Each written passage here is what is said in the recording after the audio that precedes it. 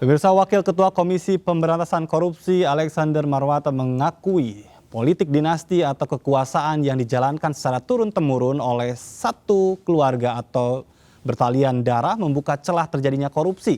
Pernyataan Alexander Marwata ini disampaikan setelah pihaknya menangkap dan menetapkan Bupati Musi Banyu Asin, Dodi Reza Alex Nurdin sebagai tersangka kasus dugaan suap terkait dengan sejumlah proyek di Muba. Ini persoalan dinasti politik itu saya kira sudah lama ya menjadi keprihatinan kita bersama. Saya kira tidak hanya yang terjadi di Musi Banyu Asin saat ini, sebelumnya KPK juga melakukan penindakan terhadap beberapa kepala daerah yang ya ada kaitannya dengan dinasti politik. Sebelumnya kan ada Probolinggo ya. Sebelumnya mungkin ada di Cimahi, ya. Itu kan beberapa kegiatan, dan di Kalimantan Timur itu kan juga ada penangkapan terhadap kepala daerah yang istrinya atau suaminya itu menjadi ketua DPRD dan seterusnya ini. Nah, sebetulnya ada yang salah nggak sih dengan dinasti politik? Nah, dulu memang ada pembatasan, tetapi berdasarkan putusan MK kalau tidak salah itu kan akhirnya kan keikutsertaan dari keluarga petahana untuk melanjutkan sebagai kepala daerah itu dibolehkan karena itu merupakan hak asasi setiap warga negara untuk dipilih menjadi kepala daerah atau wakil rakyat dan seperti itu. Ya akhirnya muncullah dinasti-dinasti politik di beberapa daerah ya, yang ya ini menjadi salah satu menjadi salah satu pintu masuk terjadinya tindak pidana korupsi, bisa jadi juga ya. Kita melihat ya, politik dinasti memunculkan korupsi dinasti, dan kita akan berbincang lebih jauh. Ada Ibu Yenti Garnasih, Ketua Masyarakat Hukum Pidana dan Kriminologi Indonesia yang juga merupakan Dekan Fakultas Hukum Pakuan Bogor, serta ada Mas Ferry Kurnia dari NetGrid. Selamat sore Bapak Ibu. Selamat sore. Baik, saya ke Bu Yenti terlebih dahulu. Ini tentu menjadi ironi tersendiri, bapak anak masuk penjara gara-gara korupsi. Apa yang keliru, Bu Yenti? Ya, yang keliru tadi kemudahan ada peluang di dalam pemilihan kepala daerah, pemilihan legislatif, pemilu lah ya, ada pemilu. Kenapa? Ketika pemilu itu ada ada hubungan darah, itu pasti ada nepotisme, ya. Bukankah dulu anti korupsi itu selalu dikaitkan dengan kolusi dan nepotisme. Jadi ini harus betul-betul dijaga. Hanya memang sayangnya tahun 2017 ya memang oleh MK kita sudah berikan jeda, boleh jeda tapi 5 tahun gitu kan. Tapi dihapuskan oleh MK kita dikabulkanlah permohonan itu. Padahal permohonan itu kan memang permohonan salah satu anak bupati lah ya kalau nggak salah yang mau nyalon.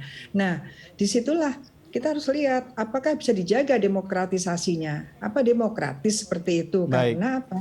Karena ada nepotisme, pasti ada itu. Nah, ini adalah itu lahan subur untuk terjadinya korupsi kalau terjadi seperti ini. Bukan saja bupati dengan bupati, tetapi juga bisa jadi eksekutif dengan legislatif. Itu ada hubungan darah dan sebagainya. Itu juga kita bahaya sekali. Baik, Bu Yenti, ini apakah juga ini ada kaitannya dengan pengalaman karena kedekatan darah satu keluarga? Jadi mencontoh apa yang sebetulnya dilakukan oleh ayah, begitu kan, yang dilakukan oleh anak kemudian?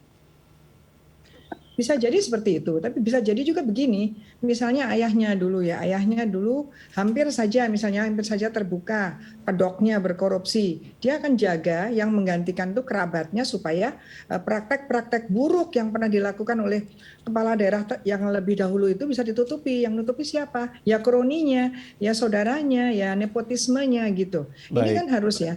Jadi seharusnya kita tidak berbicara tentang demokrasi itu bukan hanya sekedar hak. Ya, tetapi juga kepatutan, patut tidak, dan bahaya-bahaya. Kalau korupsi itu kan kejahatan ya.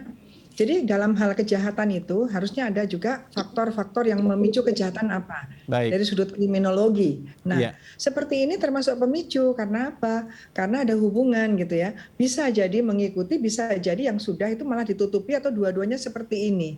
Dan Iya. ini bagi kita adalah sudah sangat banyak lah, sudah sangat banyak contohnya. Nah, sekarang kita mau kemana? Iya. Mau berpikir hanya HAM saja, tetapi terjadi seperti ini, Betul. ataukah kita akan membatasi Iya. Baik. demi demokrasi itu sendiri? Baik, sekarang ke Mas Ferry. Ini Mas Ferry, kalau secara undang-undang kan sebetulnya sudah ada pembatasan ya, bicara tentang aturan 2 kali dipilih tidak boleh lagi, tetapi memang tadi ya ada juga yang memperlonggar, memudahkan orang dari ayah turun ke bapak. Secara politik demokrasi ini praktek seperti apa yang sekarang terjadi kalau seperti ini? Ya, memang dalam hal aktivitas proses pemilu itu sudah ada aturannya. Dulu ada Undang-Undang 8 2015, itu dibatasi. Tapi kan di-challenge ke Mahkamah Konstitusi tadi yang disampaikan oleh Bu Yanti tadi. Ternyata Mahkamah Konstitusi dengan atas nama hak asasi manusia itu membolehkan. Nah, sebenarnya KPU sudah mencoba menindaklanjuti terkait dengan aktivitas yang dulu kita lakukan. Yeah. Yaitu misalnya kalau ke kanan, ke kiri, ke atas, ke bawah horizontal misalnya, itu tidak bisa lagi melakukan aktivitas-aktivitas yang memang ada terkait dengan soal politik dinasti tadi dengan jeda waktu yang memang sudah ditentukan, misalnya 5 tahun. Itu dia bisa melakukan lagi.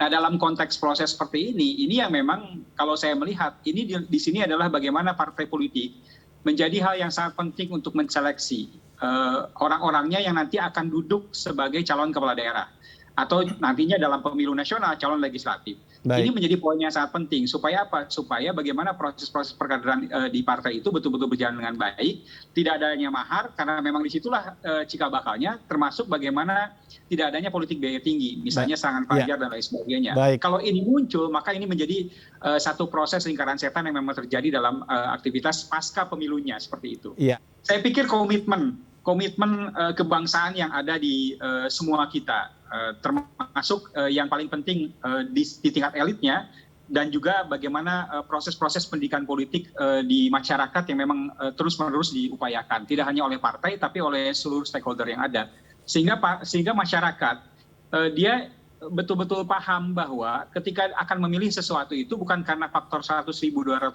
atau karena faktor kaos, atau karena faktor Indomie dan lain sebagainya, tapi itu betul-betul karena faktor-faktor yang memang terkait dengan mumpuninya seseorang itu menjadi pemimpin. Itu menjadi poin penting. Baik, terakhir untuk Bu Yanti ini, bagaimana hal apa yang harus menjadi perhatian dari sisi hukum, dari sisi kriminologi juga supaya ini tidak terus terulang? Ya, menariknya begini ya, kalau hukum itu di Indonesia masih dilihat sebagai hukum tertulis saja. Padahal hukum itu ada hukum yang tidak tertulis, harusnya itu juga diangkat ya, kepatutan, etis ya, itu yang harus diangkat juga. Jangan asal nggak ada undang-undangnya berarti boleh ya gitu. Tapi kan nggak pantas gitu. Jadi kepatutan-kepatutan ini yang terasa oleh masyarakat ini juga harus mulai diangkat.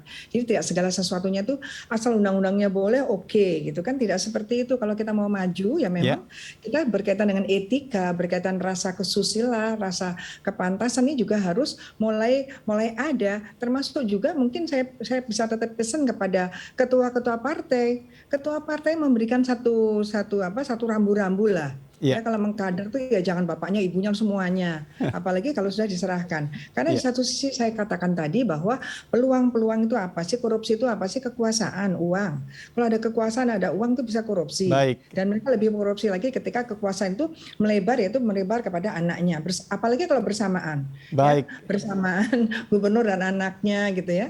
Itu juga sangat tidak elok ya, sangat tidak bisa diharapkan. Baik, jadi sekalipun aturannya memang tadi ada dan membuat celah, tapi kalau ada etika moral yang tinggi, tentu ini tidak akan terjadi begitu ya.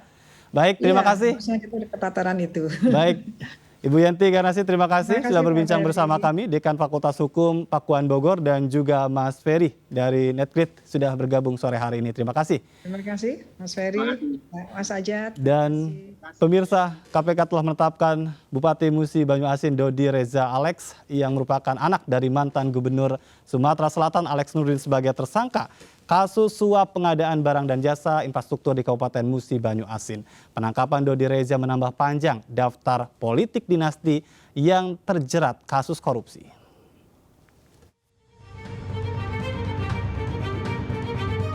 KPK telah menetapkan Bupati Musi Banyu Asin Dodi Reza Alex yang merupakan anak dari mantan Gubernur Sulawesi Selatan Alex Nurdin sebagai tersangka kasus suap pengadaan barang jasa infrastruktur di Kabupaten Musi Banyu Asin.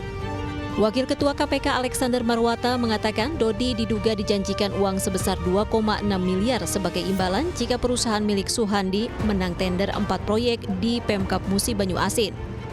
Kasus yang menjerat Dodi Reza ini menambah catatan kasus korupsi yang melibatkan dinasti penguasa daerah. Sebelumnya, Puput, Bupati Probolinggo dan Hasan yang merupakan anggota DPR dari fraksi Partai Nasdem terjerat kasus dugaan jual beli jabatan pejabat kepala desa. Keduanya ditetapkan menjadi tersangka oleh KPK pada 30 Agustus 2021 lalu. Puput dan Hasan merupakan pasangan suami istri. Rita Widiasari merupakan Bupati Kutai Kartanegara. Pada tahun 2017, dia dijerat kasus gratifikasi perizinan proyek. Akibatnya Rita divonis 10 tahun bui dengan denda 600 juta rupiah serta pencabutan hak politik 5 tahun ke depan. Rita merupakan putri mantan Bupati Kutai Kartanegara, Kalimantan Timur, Saukani Hasan Rais yang divonis 6 tahun dan denda 250 juta rupiah oleh Mahkamah Agung. Ratu Atut merupakan Gubernur Banten yang menjabat 2 periode sejak 11 Januari 2007 hingga resmi dinonaktifkan pada 13 Mei 2014. Ia adalah Gubernur wanita Indonesia pertama pada tahun 2007. Pada tahun 2013, Ratu Atut ditetapkan sebagai tersangka kasus korupsi pengadaan alat kesehatan dan divonis 7 tahun penjara dengan denda 200 juta rupiah. Dinasti politik Atut adalah kakaknya Tubagus Hairi Wardana yang divonis 5 tahun oleh MA di kasus yang sama. Tubagus Iman merupakan wali kota Cilegon, terjerat kasus suap perizinan pembangunan pada tahun 2017. Akibatnya ia divonis 4 tahun dengan denda 250 juta rupiah. Tubagus Iman Aryadi adalah putra mantan wali kota Cilegon Ad Safaat yang divonis 3,5 tahun dan denda 400 juta rupiah oleh Pengadilan Tipikor pada tahun 2013 karena korupsi pembangunan dermaga Grita Widiasari. Tim Liputan iNews melaporkan. Pemirsa, informasi tadi mengakhiri kebersamaan kita hari ini. Ya, tetap patuhi protokol kesehatan. Saya Irma Meida. Dan saya Jaturatma, sampai jumpa.